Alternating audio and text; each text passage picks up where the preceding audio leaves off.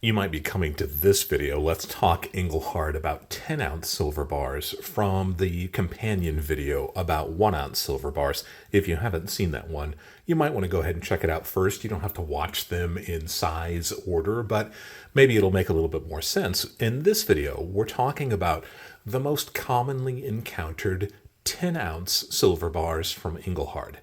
So that's what this video is going to be about. If you are new to the channel, my name is Dub C. I want to thank you for being with me here today. If you are a returning subscriber, thank you guys as always. I think this is going to be a lot of fun. Always a fun time when we get to talk about Engelhard silver bars, right? And if you're not yet subscribed to the channel, I'd like to encourage you to go ahead and click on that subscription button, become part of this community. Really love to have you be part of what we have going on here. It's a lot of fun. If you are new to the channel, I like to begin my videos with a simple disclaimer. I am not a financial advisor. I'm not trying to offer any kind of financial advice.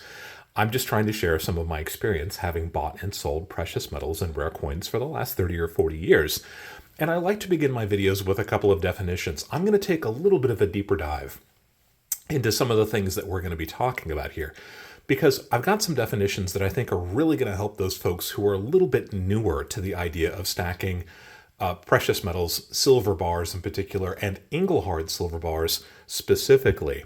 So the last video, the 1-ounce silver bars, we talked about those 1-ounce silver bars that are most commonly encountered. In this video, we're going to talk about some of the more common Engelhard 10-ounce silver bars. The difference is that there are some incredibly rare Engelhard 10-ounce silver bars, but those are a little bit less likely. In fact, they may even be impossible at this point, or near impossible, to find at your local coin store or even an online bullion retailer auction website. These are the kinds of things that you often have to pay a very high premium for. And while I am a huge fan of really scarce and rare vintage silver bars, I wanted to focus on the pieces that we are going to find more commonly at your coin shop, at the coin show, or wherever it is that you're buying your physical bullion. So let's get some definitions under our belt. And I think these are maybe a little bit long overdue, but we'll talk about most of them in this video. And I want to see if you can apply these to the individual bars that we are talking about. The first definition is really pretty simple, and that is the definition of a prefix. What is a prefix? When we're talking about Engelhard silver bars, often you find a serial number, that is the identifying number on a silver bar. Not all manufacturers used prefixes or used serial numbers. In fact, a lot of them don't, and that's one of the things that separates Engelhard from a lot of its competitors. But you see, this series of numbers begins with a letter. In this case, that's a P. That actually is the prefix on a serial number. And on Engelhard silver bars, we find a P as a prefix. Sometimes we find a C as a prefix. Very rarely will we find a D as a prefix, and there are other prefixes that appear on Engelhard silver bars. With a lot of companies, that when they use prefixes on serial numbers, they don't really have much of a meaning. It's simply just a way to have an alphanumeric code representing each individual bar. With Engelhard, most of the time, the prefixes actually mean something, and the prefix stands for the city in which these bars were made, at least most of the time. When we see a P, that stands for Plainville, Massachusetts. When we see a C, that stands for Carteret, New Jersey. And there are a couple of other prefixes that we'll note as we go through these bars. So understand that a prefix is really just the beginning letter, if there is one, on a serial number. Again, not all Engelhard bars had a prefix. Not all Engelhard silver bars have a serial number on them at all. But the ones that we're going to encounter most often usually do. So a prefix, that's an interesting and pretty easy to understand idea. Two other things I want to talk about. The next one is a serial or a series. The website All Engelhard, which I will reference over and over again in this video, one of the most important websites for finding about information about Engelhard and all of the other, or many of the other, early refineries and consumer bullion. They assign a series to a group of bars that exhibit a very similar set of traits. And it can be the serial number range, it can be the period of time in which these pieces were created, it can be the verbiage or the style of the bar, whether it's horizontal like these bars or vertical like these bars.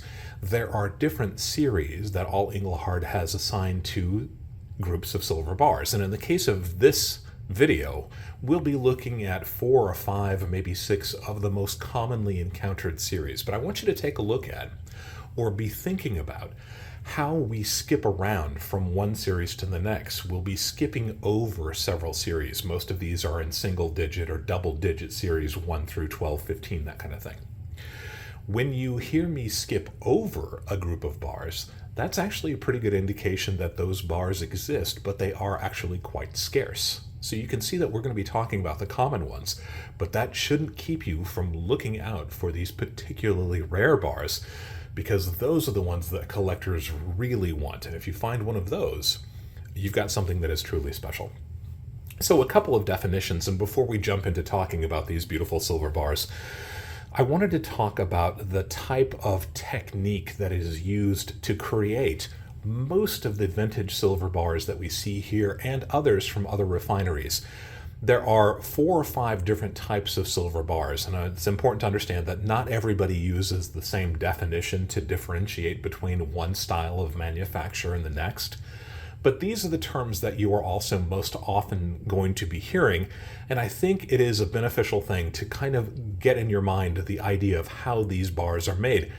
If nothing else, they will represent kind of the evolution of silver bars made by Engelhard in what is actually a very small period of time. It's fascinating chronologically just how quickly these changes took effect and how these bars evolved. It's one of the most fascinating things about Engelhard. Probably the earliest type of bar that was made, and it probably goes back hundreds if not thousands of years, is what we call a poured bar, and it's really just what it sounds like. Molten silver is poured into a mold. These molds are mostly made out of graphite now. These molds also often have an open face to them, whether that is the front of the bar when it's done cooling or the back of the bar. One large side is usually open, and that allows for the operator who's making this bar to pour the molten silver into the mold rather. And what makes that interesting is that as the silver cools, you have bubbles and cooling lines and interesting indentations, and all of the interesting attributes of the mold itself can find themselves reflected on the silver bar. This is what makes poured bars interesting. It is the idea that they are not cookie cutter. Every single poured bar is going to have a different kind of fingerprint almost to them, and we'll see that reflected in some of the bars that we talk about here. That's one of the things that people who collect really old vintage bars are actually looking for. They don't want bars necessarily that look exactly like each other bar in that series. It's the individual characteristics that these folks are usually looking for. We've got some examples of what these graphite molds look like. You're taking a look at one right now, and you can kind of see how you would just pour the molten silver into it. The cooling lines, I mentioned those. This is a great example of a vintage Johnson Matthey bar, a competitor of Engelhard, but you see all of these radiant cooling lines. All of these appear as the silver is cooling in the mold, working its way either from the center outward as it cools, or from the more likely the outer edge inward. And every single small amount of silver that cools leaves these indentations, leaves these little lines that are kind of reminiscent of the rings on a tree. They are something that is unique and interesting about each of these bars. So that's a typical poured bar. Cast bar is the next type, kind of chronologically even the next type. A cast bar is very similar in a lot of ways to poured bars. But in the case of a cast bar, it is often a closed mold. The mold has, generally speaking, 2 sides that close up very tight with a small amount of space left over for the silver to be poured into sometimes. And that's really what differentiates it from a poured bar. And when you have the 2 sides of these molds that clamp together, usually with some form of a C-clamp, at least in smaller pouring situations, the bars take on fewer of those individual characteristics. You will see fewer of those cooling lines, fewer of those bubbles. It takes on a little bit more of a finished product look to it. So that was really probably the next evolution in silver bars. You're looking at casting molds, so you can see how these two sides form together and are held together. Now, again, this is a small operation. In a larger operation, you would probably have dozens, if not hundreds, of these molds held together with all sorts of interesting mechanics.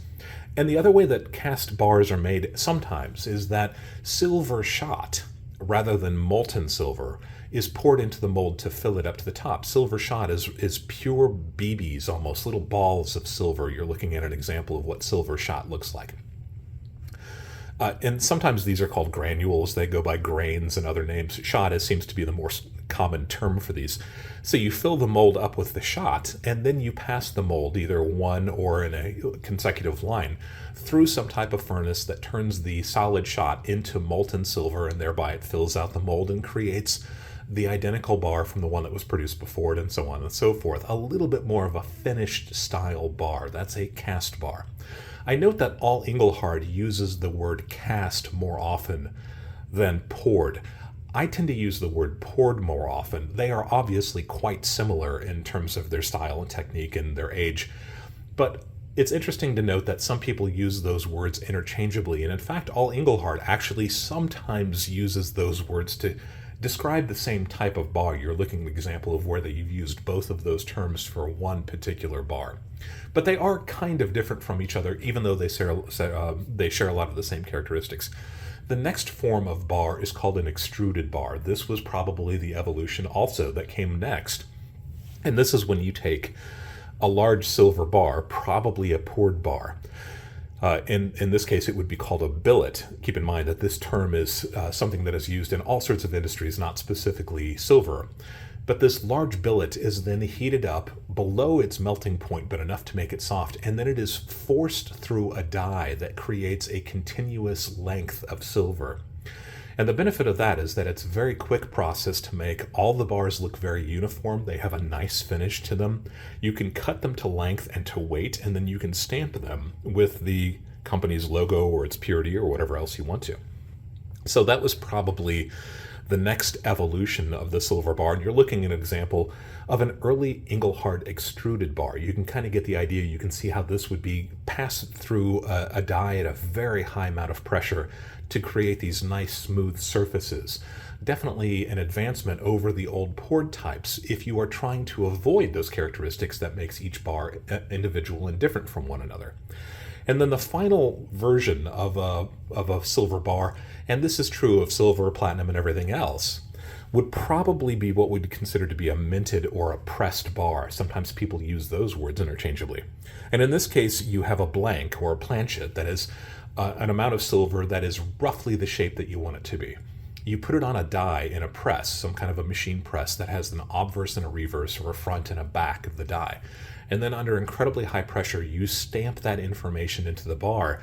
The benefit of that is that the bar looks incredibly professional. It looks very well done. It often has proof-like surfaces to it as well. So that's the advantage of the minted bar. They are really probably the most modern and seen as kind of the most perfect example. But there's no wrong or right answer to any of these. Engelhard has produced all of these types of silver bars.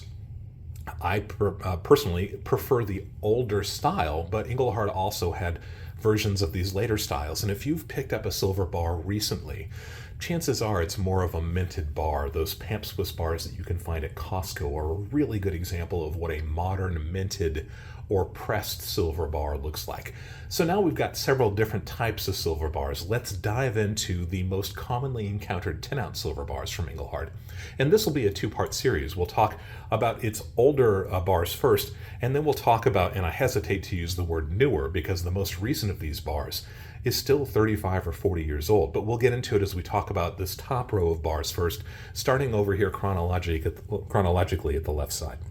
It's interesting to note, right before we jump in, that we're talking about the difference in silver bars from Engelhard, from this bar to this bar, both 10-ounce silver bars, and this evolution took place in roughly a 10-year period of time. It's really going to be a fascinating journey. I think you're going to enjoy it. So while we're talking about this is what is called a 7th series P prefix 10-ounce silver bar. This is a cast silver bar. So we know that this is made in the older style, right? Either poured or cast, however you want to talk about it. And I'll go over each one of these bars individually, and we'll actually compare some of these to each other as well. This is one of the most common of the earlier forms of silver bars, but you note how this is starting with Series 7, which means there were a lot of silver bars that came before this that are also a lot less commonly encountered. And again, if you have the opportunity to dig into it and find out more about these earlier silver bars, it's going to be beneficial. The 7th series is really what I would consider to be the start of the collectible for the average stacker silver bars. We know it's the 7th series for a very specific reason. I've talked about it before.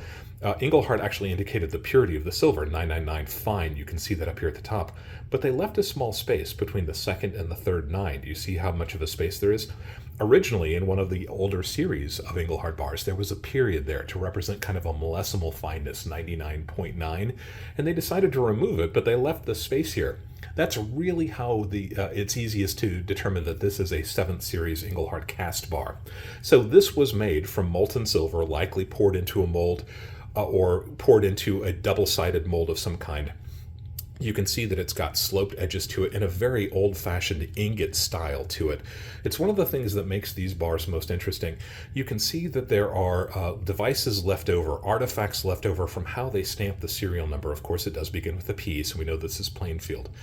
The stamping of it is crisp, but maybe a little bit lacking in some examples. We've got a couple of examples here where you can see that the amount of silver poured into this mold left a small divot as it was cooling, and when they went to stamp it, it left a little bit less of a stamp than maybe they had really wanted to.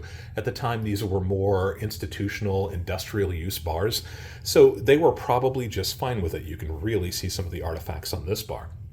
7th series bar, we know that from that small space between the 2nd and the 3rd 9. These are probably dating to the late 1970s to maybe 1980-81, somewhere in there. The mintage of these bars is about 50,000 pieces, and if you saw the reverse of that, the back of that, this is one of the characteristics that people who collect these bars are most anxious to find. That's called a waffle back for obvious reasons. When the bars were cooling on the conveyor belt or the cooling racks, they left these indentations in them, and they are really beautiful sometimes. They are definitely unique, and again, that uniqueness is what a lot of collectors are looking for. They want the bars to show how they were manufactured. You want to be able to see that kind of reflected in the finished bar. There's just something charming and almost old school or old world about these types of bars. They really harken back to an earlier period of time. One of the things that people find most interesting about these. I'm going to skip over some of the series and we're going to go straight to the 10th series of Engelhard silver bars. This is also a P prefix cast bar, and it is virtually identical to the 7th series that we're just looking at. The manufacturing process is identical. You can see this bar also has waffling on the back. It's got those sloped edges, just a little bit of a slope on the edges. The stamp is virtually the same. The information contained the same. The P prefix and the serial number is virtually identical. What separates this bar from the 7th series bar is that now there is no space between the 2nd and the 3rd 9. Let me see if we can get a good look at how they look. Very similar and yet very different. Do you see the differences in those 9s? This is a 10th series bar, probably early 1980s.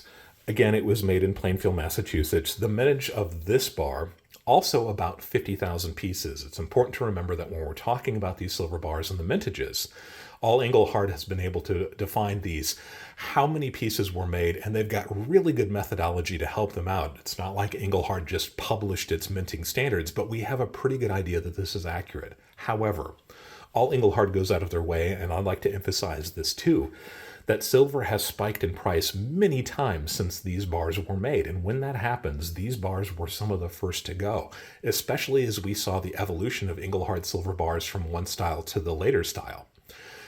The demand seemed to always follow the newest ones. That's what everybody seemed to want, and consequently, these bars made it into the smelters' crucibles and were lost forever. How many have been lost?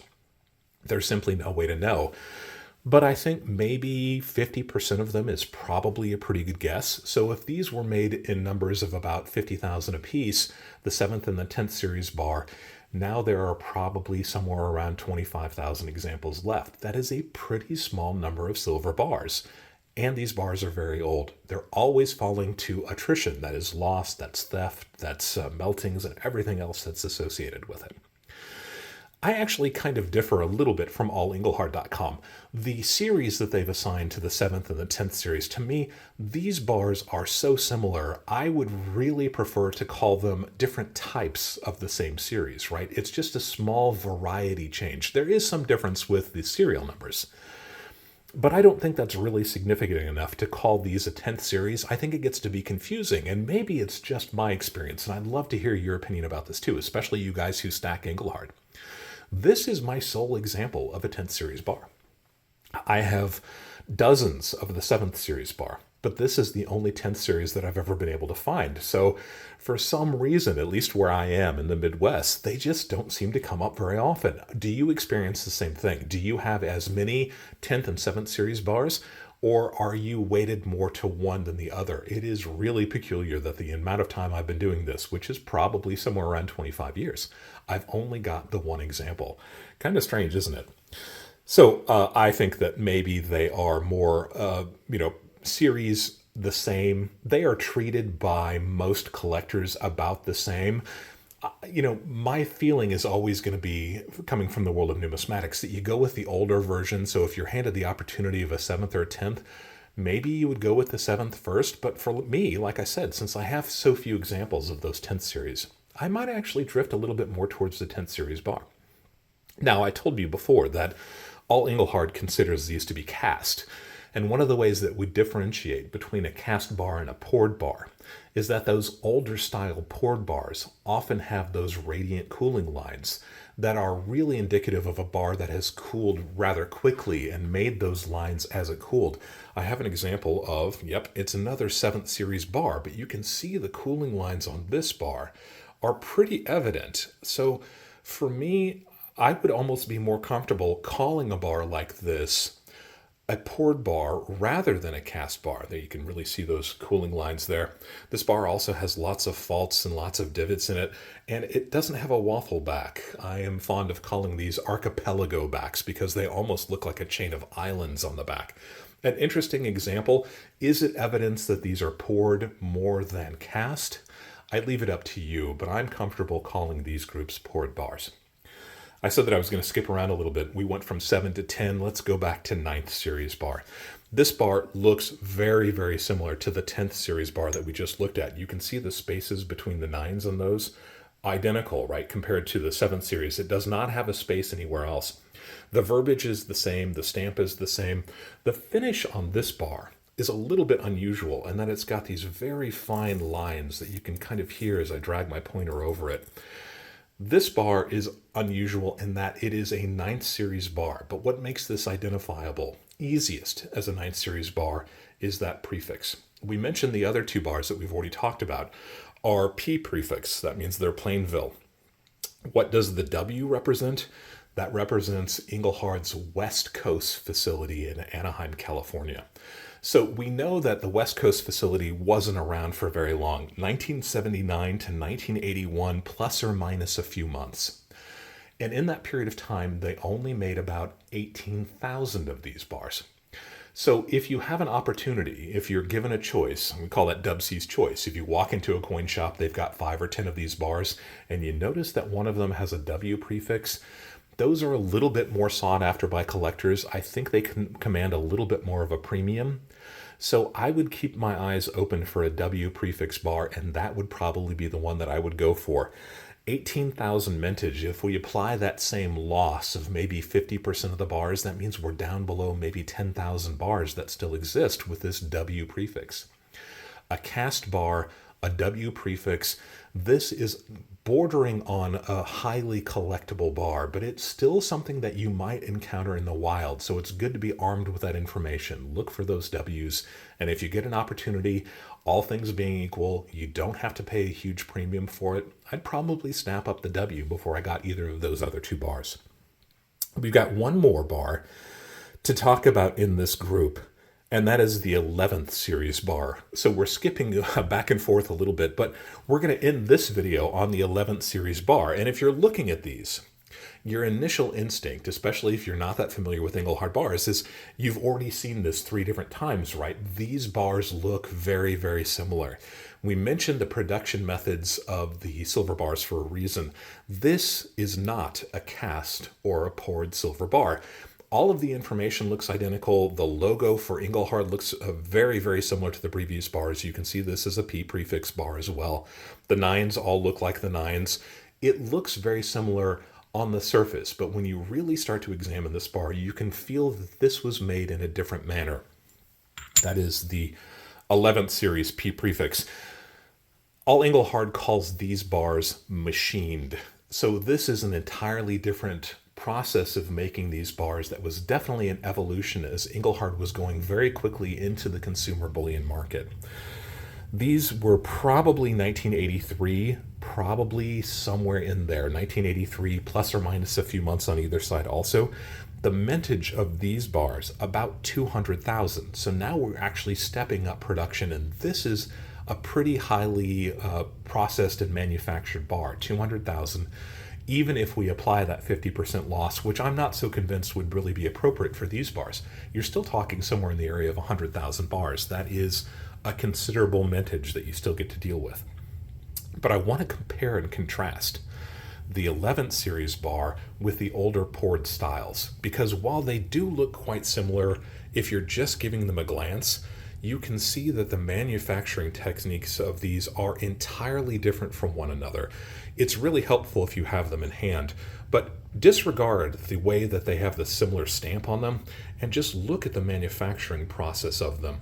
This bar is definitely poured with those individual cooling lines, those waffling on the back. And this bar, as it's machined, you can see that it is very crisp, very precise. This looks almost kind of like a stamped piece of an automobile part. This bar is incredibly sharp around the edges. There is nothing on the backside to indicate how it was cooled or how it was even manufactured other than being called machined. These bars have a bit of a dome to them. It's maybe not the easiest to see on video. They're sometimes called pillow top bars for that reason. They almost resemble a pillow when you're looking at them from the side. You can see just how smooth and finely finished they are. There are no cooling lines. There are no bubbles.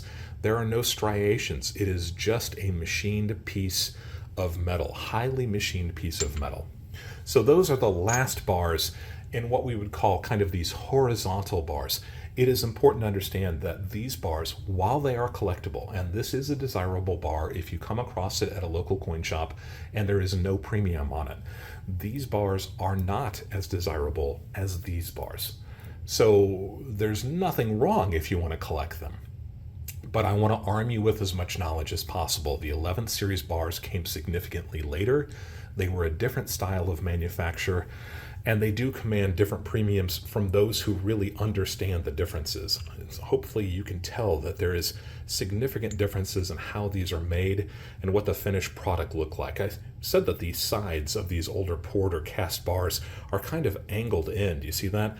Not the case with the 11th series bar. That is a straight shot up and down. And the pillow top or that curved arch top to it, and the lack of any kind of cooling or production method technique that you can discern from looking at these bars really does separate them from the other bars, the other styles or types of bars. We're going to go ahead and end this video here. We're just about half an hour, and we'll pick up with part 2. We'll talk about how these bars were the evolution of Engelhard into the more minted or pressed style of bar. If you have questions about any of the bars that we talked about in this video, by all means leave a question down below. Love to have those questions. I like to say that if you've got a question, maybe there's somebody out there who's a little bit afraid to ask it. I don't mind questions. I love questions. Feel free to ask those questions. Let's see if we can answer it for anybody and everybody. And incidentally, if you ask a question that I can't easily answer, maybe I'll turn that question into a video of itself. I call that the subscriber question and answer video series. I believe we're on 4 or 5 in this series, and it's a great way to answer a question in detail and have a video out on the internet that is specifically about the question that you asked. I think that's kind of fun. go ahead and click on the subscription button and hit the notification button too, because I premiere new videos every Friday evening, and I'm almost always there during the premiere to chat with you, to talk about the video as we're watching it for the first time. It's a great way to say hi to other people in the community, and we almost always go live immediately after those premiere. Hopefully, you're going to be joining me after the premiere of this video as we go live to take a deeper dive into these things that we've just talked about. I'm there during the live. You can talk to other people in the community. You can ask questions. You can make statements or comments, as long as it's at least vaguely familiar, vaguely related to coins and precious metals.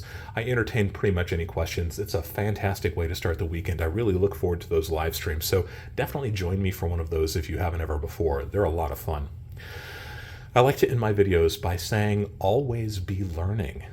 And I want to thank you for allowing me to be a part of your journey as we go deeper into the world of coins and physical precious metals.